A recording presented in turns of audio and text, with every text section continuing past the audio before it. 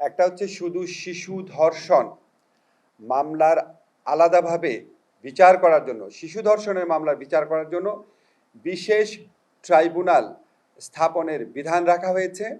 এটা সবাই নীতিগতভাবে সম্মত হয়েছে।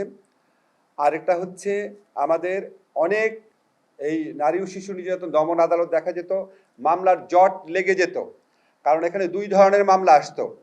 একটা হচ্ছে সম্মতি সহ যে সমস্ত ধর্ষণের ঘটনা ঘটতো, যে বিয়ের প্রলোভন দেখিয়ে, এই সমস্ত মামলার অনেক আধিক্য ছিল, এই মামলাগুলাই বেশি ছিল। আর সম্মতি ব্যতিরেকে যেই ধর্ষণের ঘটনা, সেই মামলাগুলোর বিচার এই জন্য আটকে থাকতো।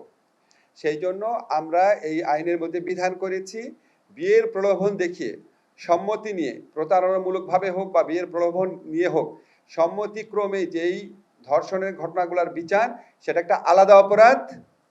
আর হচ্ছে সম্মতি ব্যতিরেকে মাগুরার ক্ষেত্রে, বরগুনার ক্ষেত্রে যেই ঘটনাগুলো ঘটেছে, সেই ধর্ষণের ঘটনাগুলার আলাদা একটা অপরাধ হিসাবে এখানে আইডেন্টিফাইড হয়েছে।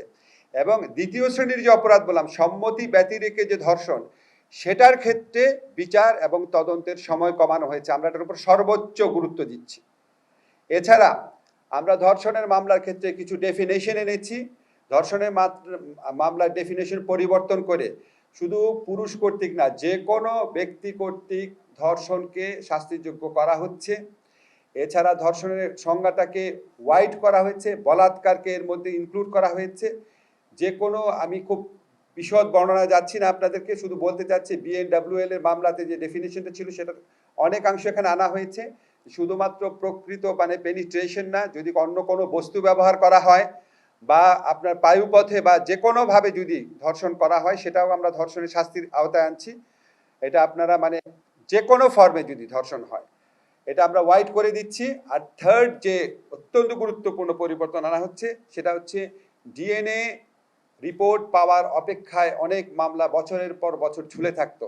তো আমরা এই আইনে বিধান করেছি, ডিএনএ রিপোর্ট ছাড়াই আদালত যদি মনে করে মেডিকেল সার্টিফিকেট এবং পারিপার্শ্বিক সাক্ষ্যের ভিত্তিতে বিচার সম্ভব, তাহলে আদালত ডিএনএ সার্টিফিকেট ছাড়াই মামলা দ্রুত বিচার করার জন্য মেডিকেল সার্টিফিকেট এবং পারিপার্শ্বিক সাক্ষ্যের ভিত্তিতে বিচার করবে।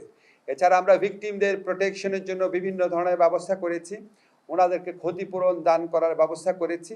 এবং ধর্ষণকালে বা ধর্ষণের উদ্দেশ্যে, ধর্ষণ করতে যদি ব্যর্থ হয়, ধর্ষণকালে বা ধর্ষণ করার উদ্দেশ্যে যদি কোনো রকম জখম করা হয়, গুরুতর জখম বা সাধারণ জখম, সেটাকেও আমরা কঠোর শাস্তির ব্যবস্থা করেছি।